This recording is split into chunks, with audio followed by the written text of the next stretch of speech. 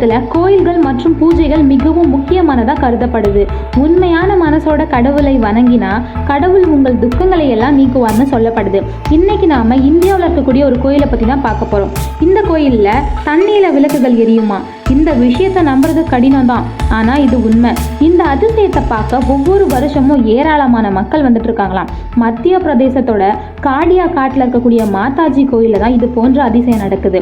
இந்த எரிய விளக்கை பார்க்க மக்கள் திரண்டு வந்துட்டு இருக்காங்களாம். கடந்த 50 வருஷங்களாக இந்த கோயிலில் தண்ணீரில் விளக்கு ஏற்றப்படுவதா இங்கே இருக்கக்கூடிய மக்கள் நம்புறாங்க.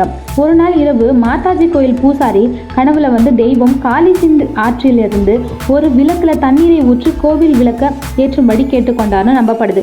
மறுநாள் காலையில் பூசாரி நதி நீரை விளக்கில் ஊற்றி விளக்கு ஏற்றிய போது விளக்கு உண்மையில் இருந்துச்சாம். இதை கண்ட கிராம மக்கள் ஆச்சரியப்பட்டிருக்காங்க.